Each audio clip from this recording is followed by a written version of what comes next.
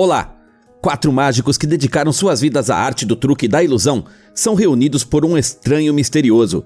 Sem revelar sua identidade, ele compartilha com os ilusionistas o plano para a performance mais impressionante do mundo da mágica, mas para obterem sucesso, terão de arriscar suas vidas e liberdade várias vezes. Daniel Atlas, um mestre em truques de cartas, pede a uma moça na rua que escolha uma carta no baralho. Did you see one? Yes. Do you have one in mind? Yes. Ele expressa o princípio da ilusão. Quanto mais perto se olha, menos se vê. Um momento depois, as janelas de um prédio nas proximidades se iluminam e formam uma silhueta de um 7 de ouros. Enquanto isso, Merritt McKinney mostra suas habilidades de leitura da mente e hipnose. Ele coloca uma mulher em um estado em que ela não pode falar ou se mover. Então, ele revela as infidelidades de seu marido, descobrindo o nome da amante a qual o homem reage. Para manter isso em segredo de sua esposa, o marido tem de pagar uma quantia em dinheiro, e Merritt novamente usa a hipnose para fazer a mulher esquecer a conversa. O aspirante a mágico Jack Wilder realiza um embaraçoso truque de entortar colheres. Ele promete $100 a quem desvendar o segredo da ilusão, e uma das pessoas tira a colher quebrada do bolso do ilusionista. Jack entrega o dinheiro prometido, mas o verdadeiro truque logo é revelado. A apresentação foi apenas uma fachada para o habilidoso batedor de carteiras que se esgueira no meio da multidão. Hayley Reeves coloca algemas para pular em um tanque profundo de vidro. Ela tem 1 minuto para sair antes que o aquário de piranhas caia no tanque. Hayley facilmente se livra das algemas nas mãos e começa a tirá-las de suas pernas, mas a corrente fica presa. O tempo está se esgotando e a moça em pânico pede ajuda aos assistentes. Eles tentam quebrar o vidro, mas todos os esforços são em vão. Hayley ainda consegue se libertar e emergir, mas o tempo acaba e as piranhas caem no tanque. Os peixes a cercam e a água torna-se vermelha. Os espectadores horrorizados tentam ajudar, mas são surpreendidos por Hayley, que se encontra ilesa no meio da multidão. Enquanto isso, um misterioso encapuzado está assistindo ao show de longe.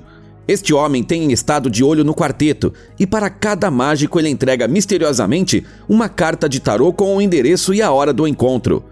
Todos ficam intrigados com o convite, e na hora marcada, se reúnem em frente ao apartamento trancado. Helen? No. Henley.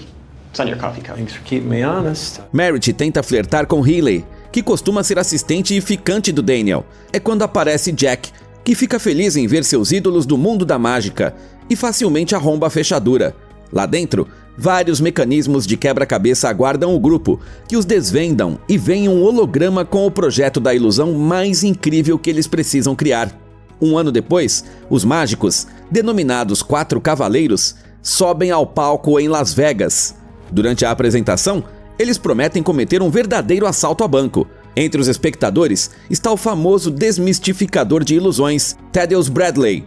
Seu celular é confiscado, mas ele tem outra câmera escondida com a qual filma secretamente a performance. Os 4 anunciam seu patrocinador, o milionário Arthur Tressler, e pedem ao público que tire aleatoriamente 3 bolinhas numeradas. Os números são as coordenadas de um assento na plateia. Então um homem, chamado Etienne, é convidado a subir ao palco. Ele acaba sendo cliente de um banco francês, e os mágicos prometem teletransportá-lo direto para Paris. Ele também é solicitado a pegar uma carta de baralho, assiná-la e levá-la consigo. Um portal aparece em cena e Etienne desaparece lá dentro.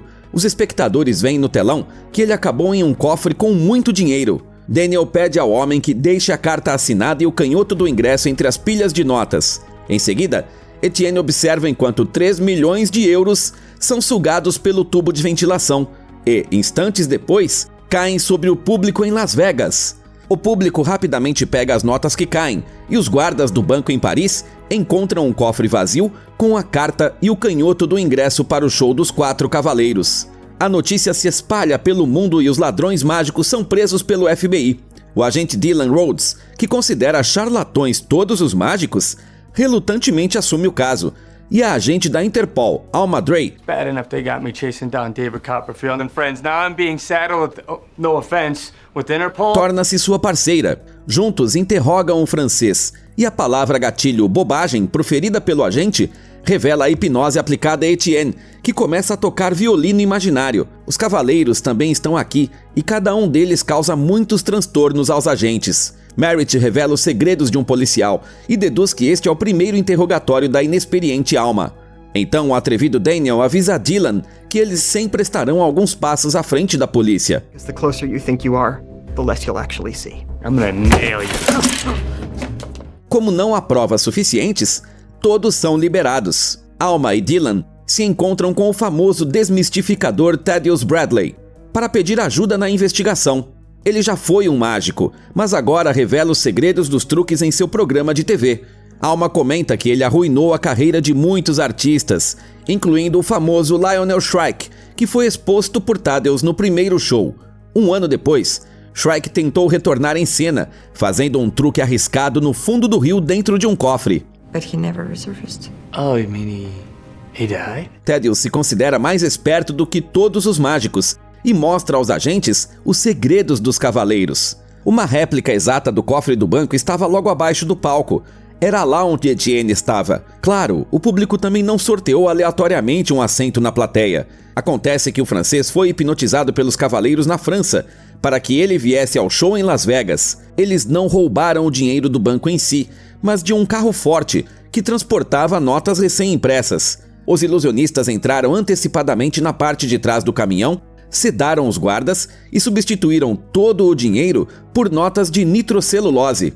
Entre as pilhas de dinheiro, havia uma carta com a assinatura falsificada usando o cartão de crédito roubado de Etienne. Assim, o dinheiro entrou em combustão e desapareceu depois de ter sido levado ao banco. Todos voam para Nova Orleans para ver o segundo ato do show dos 4 cavaleiros. Dylan acredita que existe um 5º cavaleiro controlando o resto. O agente odeia charlatões, que se aproveitam das fraquezas alheias, e está ansioso para pegar os bandidos. A própria Alma mostra-lhe um truque, que tira um sorriso do rosto do sério agente. Enquanto isso, o quarteto voa com Tressler em seu jato particular. Daniel então decide competir com Merritt na leitura de mentes, e o milionário se voluntaria. O ilusionista tenta adivinhar o nome de seu primeiro animal de estimação e o sobrenome de seu tio, mas Tressler, rindo, diz que seus palpites estão errados. Ao chegar, Alma investiga a história de Lionel Shrike. Uma vez ele tirou uma carta assinada de dentro do tronco de uma árvore de 20 anos no meio do Central Park de Nova York, mas Dylan novamente não se impressiona. Em seu programa, Thaddeus fala sobre uma ordem secreta chamada O Olho, cujos membros roubavam a comida dos faraós e a distribuíam aos escravizados. Ele acredita que os cavaleiros são tolos, que querem fazer algo parecido em seus espetáculos. Ele é interrompido por Tressler, que tenta subornar Thaddeus, mas não funciona. Então, ele o ameaça. Antes do início do segundo ato, Alma conta como Shrike fez o truque com a árvore. Ele colocou uma carta, assinada por um funcionário do carrossel no parque, em um buraco na árvore e 18 anos depois, encontrou a mesma pessoa e lhe deu outra carta para assinar. E claro, o homem não se lembrava de ter assinado uma carta tantos anos antes. E, talvez, esse não seja o único truque de Shrike, que se estende por várias décadas. After Shrike drowned, they never found the body. What are you suggesting? O show começa e os 4 fazem vários truques diferentes, dando a entender que estão todos conectados. Eles fazem o coelho desaparecer em uma caixa, após o que revelam que ele sempre esteve atrás de uma superfície espelhada. Jack lança as cartas com precisão no alvo e Daniel levanta Henley no ar dentro de uma bolha de sabão. Merritt hipnotiza a multidão de espectadores, para que depois saltem como jogadores de rugby sobre o agente, que gritará parados. Em seguida, ele pede a todos os espectadores que gritem seus nomes ao mesmo tempo e escolhe alguns deles aleatoriamente. Eles dizem em voz alta o saldo de suas contas bancárias, que acaba sendo baixo. Logo depois, o milionário Tressler é convidado ao palco e recebe um cheque enorme com o valor correspondente ao saldo de sua conta. Em seguida, os cavaleiros pedem ao público que ilumine com lanternas os papéis com seus saldos, que pediram para escrever previamente. De repente, milhares de dólares começam a ser adicionados às baixas quantias. O quarteto ilumina o cheque de Tressler, mostrando que os valores correspondentes estão desaparecendo de sua conta neste momento. Os cavaleiros explicam ao público chocado que todos eles eram clientes da seguradora de Tressler, e quando os espectadores foram vítimas do furacão Katrina, o ganancioso milionário se recusou a pagar a indenização pelos danos. O que está acontecendo agora não é uma ilusão, o dinheiro está realmente fluindo para as contas da plateia. Durante o voo, Os mágicos conseguiram as palavras código da conta do milionário, que era o nome do primeiro animal de estimação e o sobrenome do tio. Feito justiça, os cavaleiros deixam o palco, enquanto Tressler se vê acorrentado pela perna. Nesse momento, Dylan corre para o palco e grita a palavra gatilho parados, o que acaba sendo um grande erro. Em seguida, o quarteto é puxado pelas cordas. Dylan se liberta e persegue Daniel por ruas e bares lotados. Alma aponta a arma para o ilusionista, mas não atira e o deixa fugir. Todas as notícias estão falando quão habilmente os cavaleiros enganaram o FBI. Desesperançoso, Dylan se embriaga em um bar e culpa a parceira pelos fracassos. Ele suspeita que ela seja cúmplice dos criminosos, mas Alma torce seu braço e vai embora. Enquanto isso, Tressler, enfurecido com a perda de sua fortuna, se encontra com Thaddeus. O homem diz ao milionário que ele era apenas parte de uma façanha planejada há anos. Eles unem forças para se vingar dos vilões. Pela manhã, Dylan pede desculpas à Alma e ela conta sobre o olho. Os candidatos são aceitos somente depois de cumprir uma série de comandos que beneficiam as pessoas comuns. Candidates for initiations must follow a series of commands with blind obedience. This isn't real. But there are some who think it is. De repente, Dylan percebe que seu celular está com defeito. Acontece que seu celular foi substituído por Daniel durante o interrogatório, quando algemou o agente. Os cavaleiros têm escutado todas as conversas do FBI, mas Dylan sugere deixar tudo como está, para a partir de agora, dar-lhes informações falsas. Dylan e Alma rastreiam o celular verdadeiro do agente em Nova York, onde o quarteto está se livrando das provas. Jack teme que não seja capaz de lidar com o próximo passo difícil, mas Daniel ordena que ele continue sem hesitar. Todos, exceto Jack, deixam o esconderijo e o rapaz continua para destruir as evidências restantes. Dylan e seu parceiro o pegam em flagrante e começam a brigar. O batedor de carteiras imobiliza o segundo agente, enquanto Dylan tenta, sem sucesso, pegá-lo. Ele se defende com as notas de nitrocelulose e as cartas, que infligem cortes no rosto do agente. Não tendo conseguido destruir os últimos papéis, Jack desce pela calha da lixeira, seguido por Dylan. O mágico foge com o carro do FBI, enquanto Alma e seu parceiro correm atrás dele. Tendo dirigido para a ponte, Jack perde o controle e o veículo capota várias vezes. O agente corre até o carro em chamas e tenta puxar o rapaz para fora, mas o cinto está emperrado. Ele pega os papéis sigilosos e logo em seguida ocorre uma explosão. Thaddeus liga para Dylan e informa que sua parceira foi enviada pelos cavaleiros. O agente não entende por que o homem o está ajudando. I feel like I'm playing with somebody wearing ankle weights. Nippers. Keep up, Agent Rhodes. O agente não confia mais em Alma, e durante a perseguição, os cavaleiros deram seu próximo passo. O FBI está analisando o documento sigiloso. Trata-se de um dossiê da empresa Elkhorn, que escondeu sua renda e colocou $500 milhões em um cofre. O esquema tem sido monitorado há muito tempo por outra filial do FBI, e os cavaleiros roubaram o dossiê deles, usando o celular de Dylan. Os federais chegam ao local, mas não encontram nada. Acontece que seu próprio agente, hipnotizado previamente, ordenou que o cofre fosse transportado. Mas o caminhão não tem tempo de ir longe, e Dylan e os outros agentes entram nele e partem em direção aos ladrões. No caminho, eles assistem a uma mensagem em vídeo dos cavaleiros, convidando os fãs para seu último show no Five Points. É também para lá que o caminhão está indo. O caminhão para e as portas são abertas por Thaddeus e uma assistente. Dylan decide que finalmente pegou em flagrante o quinto cavaleiro, mas Thaddeus diz que estava seguindo o quarteto e acabaram no mesmo lugar. Acontece que os cavaleiros novamente enganaram os agentes e os trouxeram até aqui de propósito. O cofre está cheio de balões e o público já se aglomera na expectativa do último show. O trio de mágicos saúda e comunica os fãs com uma projeção na parede do prédio.